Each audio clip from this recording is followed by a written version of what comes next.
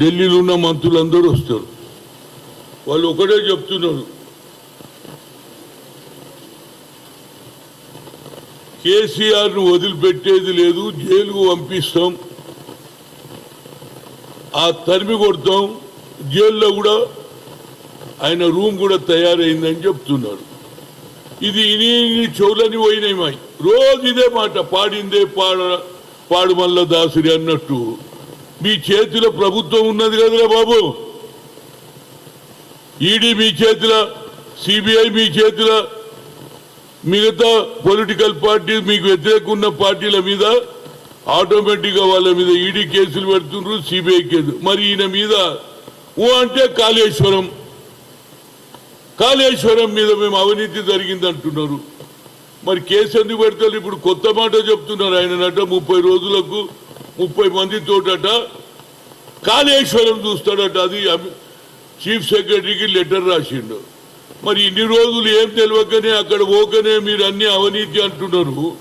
ఇప్పుడు 30 మందితో పోతున్నారంటే ఇది కేవలం నాటకం, డ్రామా.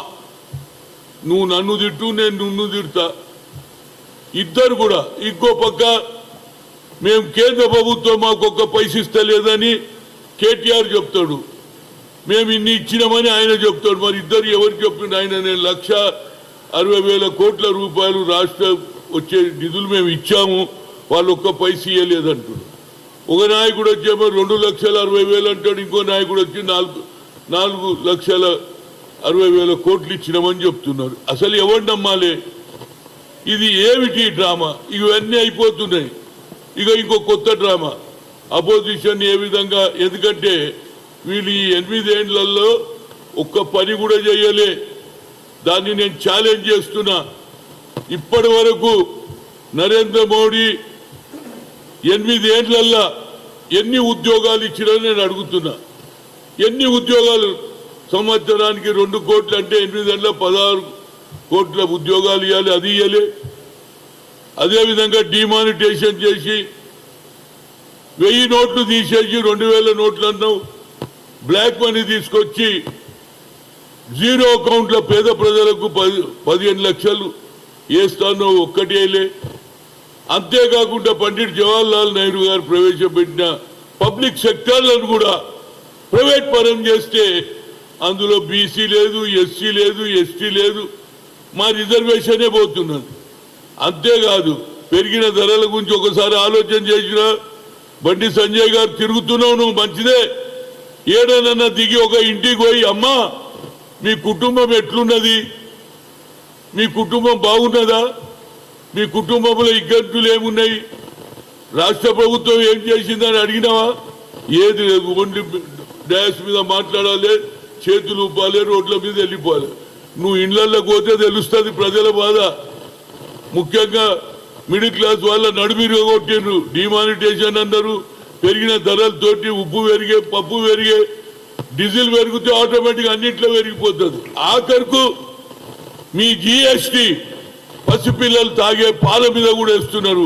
మీరు ఏం అభివృద్ధి చేసిందా బాబు? ఏమనంటే దేశంలోనే నంబర్ 1 అంటున్నావు. మరి కేసీఆర్ మీరిద్దరు కలిసి డ్రామా చేస్తున్నారా? నాకు అర్థమైతే లేదు. ఇకపోతే అపోజిషన్ ఏది మైండ్ సెటప్ ను చేంజ్ చేయడానికి సోనియా గాంధీ మీద, అదేవిధంగా రాహుల్ గాంధీ మీద ఈడీ కేసులు పెడతారు. అది కూడా స్వాతంత్రంలో పెట్టినటువంటి పేపర్ నేషనల్ హెరాల్డ్ మీద. మీరు ఖచ్చితంగా ప్రజల దృష్టి మళ్లించడానికి చేస్తున్నారు. మీరు ఆయన మీద ఉంటే చేయండి, అంతేగాని రోజు మాటల యుద్ధం తప్పితే, బహిరంగ సభలు పెట్టి మాట్లాడడం తప్పితే ఏ ఒక్క పని చేసిండ్రా బాబు చెప్పండి? ఒక పని చూపించాం, మేమనే చెప్తాం. ఇందిరాగాంధీ కానీ రాజీవ్ గాంధీ కానీ చెప్పకుండానే రాజీవ్ గాంధీ గారు కొన్ని లక్షల మందికి ఉద్యోగాలు ఇప్పించాడు, సాఫ్ట్వేర్ హార్డ్వేర్ పెట్టి. టెలికామ్ ని ఇంప్రూవ్ చేశాడు. శామ్ పెట్రోల్ అన్నటువంటి ప్రతి పేదవాడి చేతిలో, ఈవెన్ సఫాయి కర్మచారి చేతిలో కూడా సెల్ ఫోన్ వచ్చింది. మీరు ఏం చేశారు చెప్పండి? ఇలా సాఫ్ట్వేర్ వల్ల కొన్ని లక్షల మంది ఇతర దేశాలలో ఉద్యోగాలు చేస్తూ తల్లిదండ్రులకు పంపింది. నువ్వు ఒక్క ఉద్యోగం ఇచ్చినావా చెప్పు? ఏదో వీళ్ళిద్దరిది ఏందో నాకు అడుగుతాడు. మేమే నంబర్ 1. ఇదంతా ఎందుకు? కేవలం ప్రజలను మభ్యపెట్టి చేసి మీ ఏ అభివృద్ధి చేయలే. ఒకటే మాట్లాడితే ఏది ఈడీ అయిపోయింది, అదేవిధంగా సిబిఐ అయిపోయింది. ఇప్పుడు మతతత్వాన్ని రెచ్చగొట్టడానికి నుపూర్ శర్మని తీసుకొచ్చారు. మొహమ్మద్ ప్రవక్త మీద కామెంట్ చేయొచ్చా? ఎవరైనా మన హిందూ దేవులను తిడితే మనం ఊరుకుంటామా? ఆ తర్వాత ఇక్కడ రాజా సింగ్ లేని పంచాయతీ పెడతాడు. ఏంది ఇది? ప్రజల గురించి మీరు ఆలోచన లేదు, కేవలం హైప్ క్రియేట్ చేయడం, ప్రజలకు అబద్ధాలు చెప్పడం. మీరు ఏం చేసిరో చెప్పండి, ఒక్కటన్నా ఒక మంచి పని చేసిరా? ఆఖరుకు అన్నం పెట్టే రైతులను సంవత్సరం రోడ్ల మీద పడేసారు. ఇవాళ కూడా మినిమం సపోర్ట్ ప్రైస్ లేదు వాళ్ళకు. ఏ అభివృద్ధి చేసిండ్రు? ఆఖరుకు ఏది సైనికులు చేరుతామంటే వాళ్ళ నోట్లో కూడా మట్టి కొట్టిండ్రు. 4 గంటల తర్వాత తీసేస్తాం. ఎందుకు పోతారు? దేశం గురించి సేవ చేయాలని బార్డర్ మీద సచ్చినా పర్వాలేదు, మొత్తం వాళ్ళ నోట్లో. ఏదో ఒక్క మంచి పని చేసినావు? ఇవాళ విశాఖ ఉక్కు మా జన్మ కంటే అది కూడా ప్రైవేట్ చేస్తున్నావు. అన్ని ప్రైవేటే. అంటే నరేంద్ర మోడీ గారు కేవలం నువ్వు పబ్లిసిటీలో నంబర్ 1 ఉన్నావు. అందుగురించి ఈ పెరిగిన ధరల మీద కాంగ్రెస్ పార్టీ మంచి ప్రోగ్రామ్ చేసి ఏది बड़े सो दाम के ऊपर अल्लाह बोलो महंगाई बड़ा महंगाई के ऊपर अल्लाह बोलो अने कार्यक्रम తీసుకుంటే అది మొట్టమొదలు నా ఉద్దేశంలో ఏదైతే మునుగోడులో మనం ఇంటింటికి తిరిగిపోయి చెప్పాలి. అమ్మా మీ ధరలు ఎంత, మీ పప్పు ధర ఏమైంది, గతంలో నూనె కొంటే 5 కిలోలు ఎంత ఉంటుండే, ఇవాళ ఏ ధర పెరిగింది, సబ్బు ధర ఎంత ఉన్నది, పప్పు ధర ఎంత ఉన్నది, నూనె ధర ఎంత, మనం ఇట్లా చెప్పగలిగితే ప్రజలకు అర్థమవుతుంది. నా ఉద్దేశంలో ఒకటే ప్రోగ్రాం ధరలు పెంచిన దాని మీద గ్రామాలలో ఇక్కడనే కాదు దేశంలో కూడా పబ్లిసిటీ చేస్తే బాగుంటుంది. ఎందుకంటే వీళ్ళకు రెండే, ఒకటి మతము, ఇంకోటి పెంచిన ధరలు. అంతే. మతం ఎందుకు ఎంతుంటారంటే పెంచిన ధరలు ప్రజలకు పెంచిన ధరల మీద దృష్టి మళ్లించడానికి ఈ మొహమ్మద్ ప్రవక్తను తీసుకొచ్చారు. దీని మీద ప్రతి కార్యకర్త కూడా ఊర్లలో తిరిగి ఇంటింటికి తిరిగి ఏమంటు అమ్మా మీకేం అడుగుతలేము, మా ప్రభుత్వంలో ఏమిటుంటే మీకు రేటు, ఇవాళ నూనె ధర ఎంత అయింది, పప్పు ధర ఎంత, డీజిల్ ధర ఏంది, ఆఖరి వంట గ్యాస్ మేము 400 350 రోజు ఇవాళ 1000 రూపాయలు అయిపోయింది. 1015 1012 ఇవి మనం చెప్పగలిగితే తప్పనిసరిగా ప్రజలు మన వైపు ఉంటారు. ఎట్టి పరిస్థితులలో ఈ బీజేపీ కొందరు అంటున్నారు మేము బీజేపీ, మేమేనాడు రా బీజేపీ అమ్మడి, మా బద్ద శత్రువే. మేము సెక్యులర్, వాళ్ళు మతతత్వం. మేము ఎన్నడూ కూడా కలిసే సమస్య లేదు. టిఆర్ఎస్ బీజేపీ ఇద్దరు కూడా ఓట్ల గురించి ఏదో మేమే ఫైట్ అంటున్నారు. అంటే కాంగ్రెస్ ఫైట్లో లేదని ప్రచారం జరుగుతుంది. దానికి ప్రతి ఒక్కరు కూడా రేపు క్యాండిడేట్ డిసైడ్ అయినాక ఇంటింటికి తిరగాలి. అదేవిధంగా 4వ తేదీ నాడు జరిగే ఢిల్లీలో తప్పనిసరిగా నేను కూడా పార్టిసిపేట్ చేస్తా. నాకున్న పరిచయాలు తప్పనిసరిగా కాంగ్రెస్ పార్టీని మళ్ళా బలోపేతం చేయాలంటే కలిసికట్టుగా ఉండాలి. చిన్న చిన్న మనస్పర్ధలు పోవాలి. ఎవడు పోతుంటే పోనీ అనే దుకాణం బంద్ చేయాలి. ఎందుకు పోతున్నావు, నీ ప్రాబ్లం ఏముంది అని మాట్లాడి మనం సరిదిద్దుకుంటే బాగుంటుంది. ఎందుకంటే ప్రతి ఒక్కరు అవకాశవాది. ఇవాళ ఎంఏ ఖాన్కి ఏం తక్కువ చేసిందా కాంగ్రెస్ పార్టీ? 2 సార్లు నీకు రాజ్యసభ ఇస్తే ఆయన పెద్ద మాటలు మాట్లాడతారు. ఇటువంటి వాళ్ళు చాలా మంది ఉన్నారు. ఏది బట్టలు మార్చినట్టు. మేము మాత్రం సత్యవరకు ఇదే కాంగ్రెస్ ఉంటాం. ప్రాణాలు త్యాగం చేసిన పార్టీ ఇందిరాగాంధీ, రాజీవ్ గాంధీ. అదేవిధంగా దేశ స్వాతంత్రంలో పండిట్ జవహర్లాల్ నెహ్రూ జీవితాంతం జైల్లో ఉన్నాడు.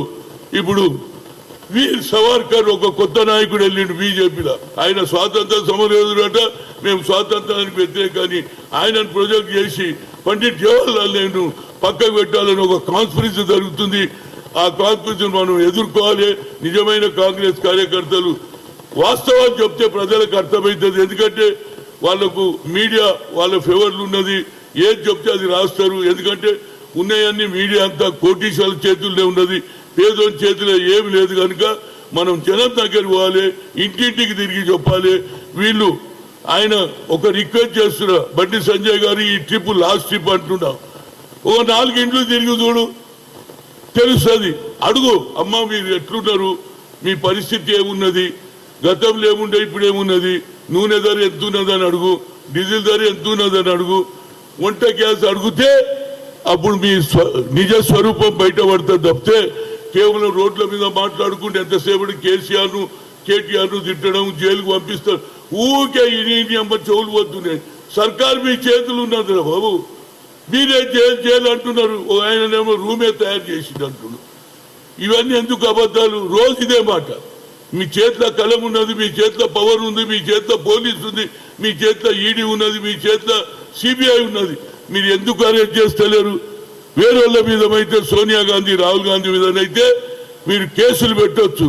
ఈడ ఏం నాటకం నడుస్తుందో ప్రజలకు చెప్పే బాధ్యత మన ప్రతి కాంగ్రెస్ కార్యకర్త పైన ఉంది. పార్టీ కష్టకాలంలో ఉన్నది. మనం అందరం కలుద్దాం. కాంగ్రెస్ ను బలోపేతం చేయడానికి ప్రతి కార్యకర్త ముందుండాలి. రైట్. హాయ్ ఫ్రెండ్స్, మా టుడే టుమారో యూట్యూబ్ ఛానల్ చూస్తున్నందుకు చాలా థ్యాంక్స్. మరిన్ని లేటెస్ట్ వీడియోస్ కోసం వెంటనే సబ్స్క్రైబ్ చేయండి. అలాగే ఈ బెల్ ని కూడా రింగ్ చేసేయండి. మా నోటిఫికేషన్స్ అన్ని మీ మొబైల్లో వస్తాయి. అలాగే మా వీడియోస్ మీకు నచ్చితే లైక్ చేయండి, షేర్ చేయండి, నచ్చకపోతే కామెంట్ చేయండి.